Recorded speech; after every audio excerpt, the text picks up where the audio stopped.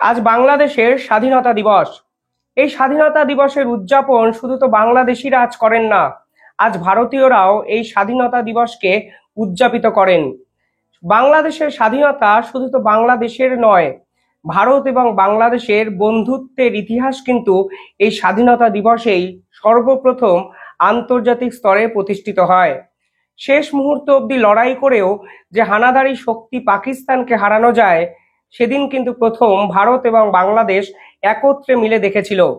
আন্তর্জাতিক অনেক ষড়যন্ত্র হয়েছিল সেদিন, কিন্তু ভারত এবং বাংলাদেশের মুক্তিযোদ্ধা বাহিনী যেভাবে ইসলামী মৌলবাদী পাকিস্তানের বিরুদ্ধে রক্তক্ষয়ী সংগ্রাম করেছিল, সেই সংগ্রামের শেষেই স্বাধীনতার সূর্য কিন্তু লুকিয়েছিল। তাই আজকে বাংলাদেশের স্বাধীনতা থেকে যতই নাহিদ ইসলামরা ভারতকে দূরে সরিয়ে দেওয়ার চেষ্টা করুক না কেন, আজ নিখাদ ভারতীয়রাও বাংলাদেশের স্বাধীনতার এই ইতিহাসকে দূরে সরিয়ে রাখতে পারেন না। আর বাংলাদেশের এই স্বাধীনতা দিবসে আজকে এমন একটি গল্প এই প্রতিবেদনে বলবো, তাই সেই গল্প শুনে অন্তত আপনারা বুঝতে পারবেন এখন বাংলাদেশের মানুষ তাদের ভবিষ্যতের যে স্বপ্ন, তার দায়িত্ব কিছু ফেক ছাত্রনেতার হাতে কিভাবে তুলে দিয়েছেন। এই ছাত্রনেতার বিপক্ষে তার দলেরই এক ছাত্রী কালকে ফেসবুকের সমালোচনা করেছেন। তিনি বলেছেন, কিছুদিন আগে যাদের কাছে টাকা ছিল না, যারা নাকি নিখাত ছাত্র রাজনীতির ফসল হিসাবে নিজেদেরকে দাবি করতেন, তারা 100টা কনভয় করে এবার পাড়াগাঁয়ের ভিতর দিয়ে যাচ্ছেন। ন্যূনতম লজ্জাবোধ এবং কিভাবে ব্যাখ্যা করব, বিবেকবোধ কিছু না থাকলে এই রকম ভাবে দানবীয় আস্ফালন দেখা যায়, তার চূড়ান্ত নিদর্শন কিন্তু কালকে দেখলো বাংলাদেশ। ফেসবুক পোস্টে এই নেত্রী কি লিখেছেন, নেত্রী বা ছাত্রী বলবো আমি জানি না, আপনারা সেটা বলতে পারবেন, কিন্তু এই ছাত্রী কিন্তু তাদেরই দল করে, অর্থাৎ বাংলাদেশের ছাত্রদের থেকে তৈরি নতুন দল এনসিপি, সেই দলেরই সদস্য আবার এই নেত্রী। অর্থাৎ ঠিক দুদিন আগে যেভাবে বাংলাদেশের দুই ছাত্রনেতার কোন দল আমরা দেখেছিলাম, এই কোন দল কিন্তু তারই এক্সটেন্ডেড ভার্সন হিসাবে আপনারা ভাবতে পারেন। দুর্ভাগ্যের বিষয়, বাংলাদেশের স্বাধীনতার স্বপ্ন দেখানো এই ধরনের ছাত্রনেতাদের খিল্লি করা এই ধরনের পোস্ট আজকে বাংলাদেশের স্বাধীনতা দিবসের দিন আপনাদেরকে আমাকে শোনাতে হচ্ছে। কি লিখেছিলেন তিনি লিখেছেন, প্রিয় সার্জিস, আমি এই চিঠিটা লিখছি আমাদের দলের একজন রাজনৈতিক কর্মী হিসাবে, দলের নীতিগত অবস্থান এবং স্বচ্ছতার প্রশ্ন থেকে। সম্প্রতি তোমার নিজেও এলাকায় শতাধিক গাড়ির একটি বড় বহর নিয়ে প্রবেশ করায় জনগণের মনে যৌক্তিকভাবেই কিছু প্রশ্ন তোলা হয়েছে। তুমি কিছুদিন আগে প্রকাশ্যে বলেছিলে, আমার আসলে এই মুহূর্তে কোনো টাকা নেই, ধার করে চলিতেছি, এটাই হচ্ছে রিয়েলিটি, আমার পকেটেও মানিব্যাগও নেই। তোমার এই সাদাসিধে জীবনযাত্রার কথা আমাদেরকে অভিভূত করেছিল এবং জনগণের কাছে আমাদের সংগ্রামকে আরো গ্রহণযোগ্য করেছে। কিন্তু সেই প্রেক্ষাপটে এত বড় একটি আয়োজন কিভাবে সম্ভব হলো এবং এর অর্থায়ন এবং ব্যবস্থাপনা কিভাবে হয়েছে, তা নিয়ে সাধারণ মানুষের মনে প্রশ্ন আসা স্বাভাবিক। অর্থাৎ এই বিশাল বহরের গাড়ি, এই রকম ফান্ডিং তোমরা কোথা থেকে পেলে, এই প্রথম প্রশ্নমানের মুখে পড়ল ছাত্র নেতা সার্জিস, যিনি কথায় কথায় ভারত বিরোধিতাকে অবলম্বন করে বেঁচে থাকেন এবং ভারত বিরোধিতার আবেগকে কাজে লাগিয়ে বাংলাদেশের সোকল্ড নতুন স্বাধীনতার মুক্তিযোদ্ধার নায়ক হতে চান। তিনি কি লিখেছিলেন আরো, তিনি লিখেছেন, আমাদের দল স্বচ্ছতা, সততা ও জবাবদিহিতার ভিত্তিতে একটি নতুন রাজনৈতিক সংস্কৃতি গড়ে তোলার যে প্রতিশ্রুতি দিয়েছে, সেই জায়গা থেকে এসব প্রশ্নের স্বচ্ছ নির্ভরযোগ্য উত্তর দেওয়া আমাদের সবারই দায়িত্ব।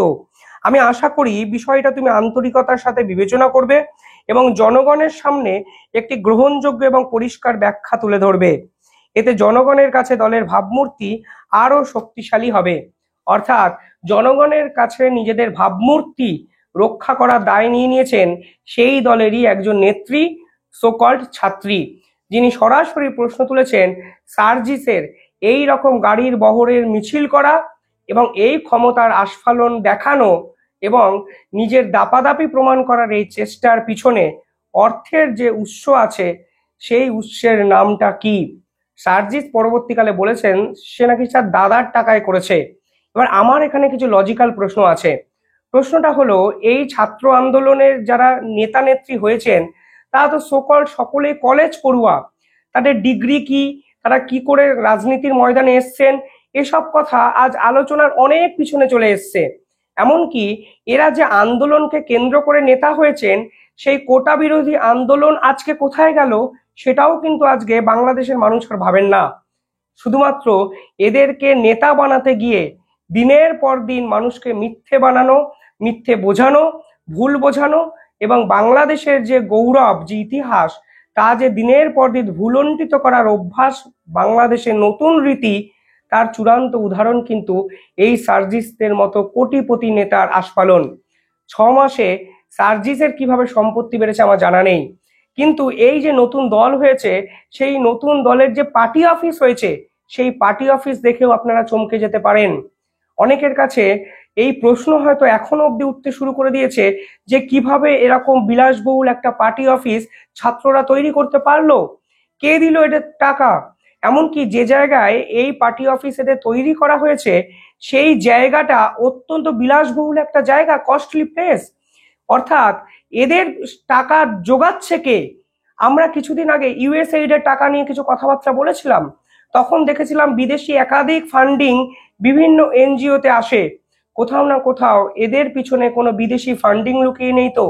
অর্থাৎ যেভাবে বাংলাদেশকে জামাতিপন্থীরা, পাকিস্তানপন্থীরা এবং আইএসআই এক সন্ত্রাসের আতুরঘর বানাতে চেয়েছেন, এই সন্ত্রাসের আতুরঘর বানানোর খেলা এই ছাত্রদের সামনে রেখে করা হচ্ছে না তো? এই প্রশ্ন কিন্তু উঠতে বাধ্য। এই সার্জিসের অ্যাক্টিভিটি আরো সন্দেহের মধ্যে কখন আসে জানেন?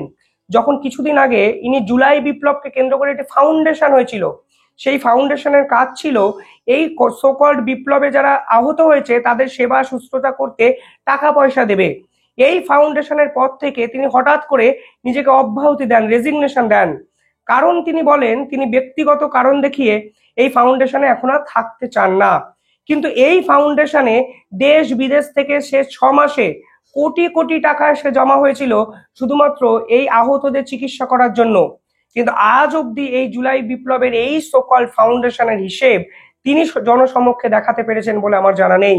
অর্থাৎ দিনের পর দিন ভাওতাবাজির এক রাজনীতি এই ছাত্র নেতারা বাংলাদেশে আমদানি করেছেন, বাংলাদেশে এখন সেটা তারা প্রতিষ্ঠিত করতে চাইছেন।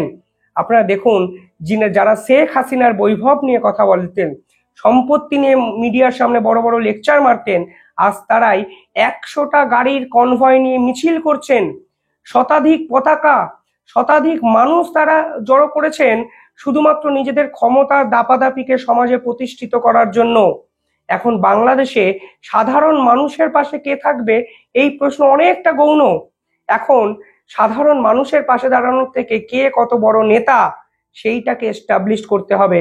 এটাই যেন বাংলাদেশের স্বাধীনতার নতুন রীতি। বুঝতে পারছেন? দুদিন আগে এই হাসনাতের সাথে সার্জিস নিজেদের মধ্যে মারপিট করে বললেন সেনাপ্রধান কোনো ভুল করেননি। একদল বললেন আওয়ামী লীগকে নিষিদ্ধ করতে হবে, কারণ আওয়ামী লীগ ভারতের দালাল, ভারতের সংবিধানকে মেনে চলে। একাধিক মিথ্যে অভিযোগ এবং আলটিমেটলি বাংলাদেশের শেষ কথা হিসাবে নিজেকে গড়ে তুলতে চেয়েছিলেন হাসনাত। আজকে সার্জিস নিজেকে প্রমাণ করার জন্য 100টা গাড়ির কনভয় নিয়ে মিছিল করলেন। তিনি কোথাও একবার বলেছেন দেখলাম, যদি এই রকম আস্ফালন না দেখা যায় তাহলে সাধারণ মানুষ নাকি গোনায় না, মানে পাত্তা দেয় না। মানে এই যদি তাদের মেন্টালিটি হয়, তাহলে আপনারা ভাবুন স্বৈরাচারের বিরুদ্ধে লড়ার জন্য আপনারা আরো দ্বিগুণ বড় স্বৈরাচারীকে বাংলাদেশে ইনভাইট করেছেন, এবং এর ফল কিন্তু আপনাদের ভুগতে হবেই। এ কিন্তু আপনারা ধরেই নেবেন। ভারত তো সম্পর্ক রাখছে না, ভারত সম্পর্ক হয়তো রাখবেও না, কারণ এরা সকালে ভারতকে গালাগালি দেয়, বিকালে ভারতের থেকে চাল ডাল বিভিন্ন উপাদান নেয়।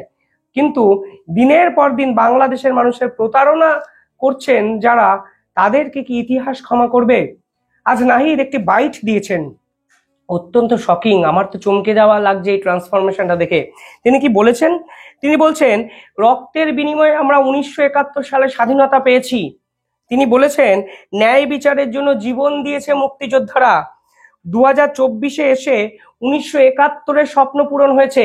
প্রায় 50 বছর পর নাকি তারা, 50-60 বছর পর নাকি তারা স্বপ্ন পূরণ করতে পেরেছেন। পরবর্তীকালে তিনি বলেছেন 1971-এর সাম্য এবং 2024-এর বৈষম্য, লক্ষ্যটা একই ছিল, এটাই স্বাধীনতা, এটাই স্বাধীন বাংলাদেশ। এই বাংলাদেশের মানুষ ইতিহাসের বিভিন্ন পর্যায়ে রক্ত দিয়েছে, জীবন দিয়েছে স্বাধীনতা অর্জনের জন্য, গণতন্ত্রের জন্য, ন্যায় বিচার এবং অধিকারের জন্য। সেই উপনিবেশ বিরোধী সংগ্রাম থেকে আমাদের স্বাধীনতা সংগ্রাম এবং এর ধারাবাহিকতায় 2024 সালের গণ অভ্যুত্থান। আমরা মনে করি যে আমাদের যে স্বাধীনতা অর্জিত হয়েছে এবং বারবার যেটা বেহাত হয়েছে এবং আমরা বারবার রক্ত দিতে হয়েছে জনগণকে, আমাদের যাতে সামনের দিনগুলোতে আমাদের যাতে আর রক্ত দিতে না হয় জনগণের, এমনটাই আমাদের প্রত্যাশা। আজকের দিনে আমরা যে গণতন্ত্র, মানবিক মর্যাদা, সামাজিক ন্যায় বিচারের জন্য লড়াই করেছি যুগ যুগ ধরে, এবং 2024 সালেও আমাদেরকে ফ্যাসিবাদ বিরোধী আন্দোলনে লড়াই করতে হয়েছে, গণঅভ্যুত্থান করতে হয়েছে। আমরা চাই একটি গণতান্ত্রিক রাষ্ট্র ব্যবস্থা বিনির্মাণের মাধ্যমে এবং আমাদের যে শাসন কাঠামো, আমাদের যে গণতান্ত্রিক প্রতিষ্ঠানগুলো, সেগুলো আবার সংস্কারের মাধ্যমে পুনর্গঠন করে একটি গণতান্ত্রিক রাষ্ট্র তৈরি করতে, যেখানে মানুষের ন্যায় বিচার নিশ্চিত হবে এবং মানুষকে বারবার আর রাস্তায় নামতে হবে না রক্ত দিতে। প্রশ্নটা হলো, হঠাৎ এমন কি হলো নাহিদের যে তারা 1971 সালকে গুরুত্ব দিতে শুরু করলেন? তারা হঠাৎ করে মুক্তিযোদ্ধাদের গুরুত্ব দিতে শুরু করলেন। কিছুদিন আগে নাহিদরা কি বলেছিলেন? মুক্তিযোদ্ধা কিছু নয়, আমরা 1971-এর স্মৃতিকে ভুলিয়ে দিতে চাই, পাকিস্তানের সঙ্গে বোঝাপড়া করতে চাই। আজকে পাকিস্তান এই বাংলাদেশের সব থেকে বড় বন্ধু, অথচ এই পাকিস্তানের বিরুদ্ধেই তাদের স্বাধীনতা সংগ্রাম লড়াই করে আজকে ইতিহাস রচনা হয়েছিল। মানে তারা কখন কি বলছেন সেই প্রেক্ষাপটটাই তারা সম্পূর্ণভাবে ভুলিয়ে দিতে চাইছেন। যে সংবিধানকে নিয়ে তারা আদালতে অবধি ছুটে গেছিলেন, যে সংবিধান আওয়ামী লীগের কোট আনকোট দালাল একটি সংবিধান বলেছিলেন, যে সংবিধান ভারতপন্থী সংবিধান বলে দাবি করেছিলেন, যে সংবিধানকে তারা বঙ্গবন্ধুপন্থী সংবিধান দাবি করেছিলেন, সেই সংবিধান মেনেই আজকে তারা স্বাধীনতা দিবস পালন করছেন এবং তারা বলছেন 1971-এ অনেকে প্রাণ দিয়ে এই দেশের জন্য স্বাধীনতা এনেছে, তা তারা রক্ষা করেন, সম্মান করেন এবং সেই স্মৃতিকে সঙ্গে নিয়েই ভবিষ্যতের বাংলাদেশ গড়তে চান। অর্থাৎ রাজনৈতিক ময়দানে যখন এলেন, তখন আপনার আগের সমস্ত ভাওতাবাজি বা কথাবার্তাগুলো আজকে আপনি নিজের জায়গা থেকে 180 ডিগ্রি ঘুরে গেলেন।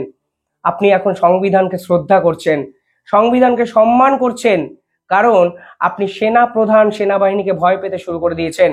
সেনা প্রধানের দুদিন আগে ওই হুঙ্কারটা মনে আছে তো, I had enough for 7-8 months. এবং কালকে মার্কিন সেনা প্রতিনিধির সঙ্গে সেনা প্রধান একটি মিটিংও করেছেন। অর্থাৎ বাংলাদেশকে অশান্ত করার যে পরিকল্পনা দিনের পর দিন এই জামাতপন্থী মৌলবাদী নাহিদ ইসলাম সারজিৎরা করেছেন, সেই দিন যে ক্রমেই শেষ হয়ে এসছে তা কিন্তু আজকে বোঝাই যাচ্ছে। আর বুঝতে পেরেছেন বলেই নতুন করে বিতর্ক না সৃষ্টি করে মুক্তিযোদ্ধাকে সম্মান করতে শুরু করে দিয়েছেন এই নাহিদ ইসলামরা। দুর্ভাগ্যের বিষয়, তাদের মুখে ভারতের অবদানকে স্বীকার করার কোনো জায়গা নেই। অথচ ভারত যদি সেদিন বাংলাদেশের পাশে না দাঁড়াতো, তাহলে হানাদারি পাকিস্তানপন্থীদের বিরুদ্ধে আজকে এই লড়াই করার ইতিহাস বাংলাদেশেও রচনা হতো না। ভারত বাংলাদেশ যুগের পর যুগ কালচারাল দিক দিয়ে যদি দেখেন, লড়াইয়ের দিক দিয়ে যদি দেখেন, হিস্ট্রিক্যাল এভিডেন্স যদি দেখেন, তাহলে দেখবেন একে অপরের সঙ্গে বারংবার সহাবস্থান করেছে। কিন্তু বর্তমান সময়ে সারজিৎ, মোহাম্মদ ইউনুস, নাহিদ ইসলামের মতো কিছু নেতা আসে বাংলাদেশের ইতিহাসকে সম্পূর্ণভাবে বদলে দিয়ে বাংলাদেশের মানুষের আবেগের সঙ্গে ছেলেখেলা করে ভারতকেই তাদের অন্যতম প্রধান শত্রু হিসাবে বাংলাদেশে প্রতিষ্ঠিত করে দিয়েছেন। তা সত্ত্বেও ভারত চেষ্টা করে গেছিল শেষ মুহূর্তে অবধি। জয়শঙ্কর মুখ ঘুরিয়ে নেওয়ার পর সেনাপ্রধানের সেই বিখ্যাত উক্তি, এই অন্তর্বর্তীকালীন সরকারকে পাত্তাই দেয় না ভারতবর্ষ, নতুন নির্বাচিত সরকার এলে সম্পর্ক রক্ষা করার কথা ভাবা হবে। আর সেই প্রেক্ষাপটে দাঁড়িয়ে মুক্তিযুদ্ধকে সম্মান করার ডাক নাহিদের দেওয়া নিঃসন্দেহে বার্তা স্পষ্ট। তারা নিজেদের ভুল রেকটিফিকেশন করতে শুরু করে দিয়েছেন এবং কোনো অবস্থাতেই সেনা প্রধানকে আর চটাতে চাইছেন না, কারণ তারাও বুঝে গেছেন সেনাপ্রধানের এই নড়াচড়া, সেনাপ্রধানের এই একের পর এক বৈঠক, গভীর রাতে সেনাপ্রধানের কিছু অ্যাকশন তাদের বিপক্ষে যেতে চলেছে। অন্তত এই পুরো পরিস্থিতিকে ঠান্ডা করার লড়াই এবার নেমে গেলেন নাহিদ ইসলামরা। আর এই সারজিৎ বাংলাদেশের স্বাধীনতার কোটি টাকার সুপুত্র নেতা, তাদের নিয়ে আপনারা কি ভাবছেন? এরাই বাংলাদেশের হত্যাকর্তা বিধাতা? কমেন্টে জানাবেন। দেখতে থাকুন দ্য ইন্ডিপেন্ডেন্ট বেঙ্গল। ধন্যবাদ।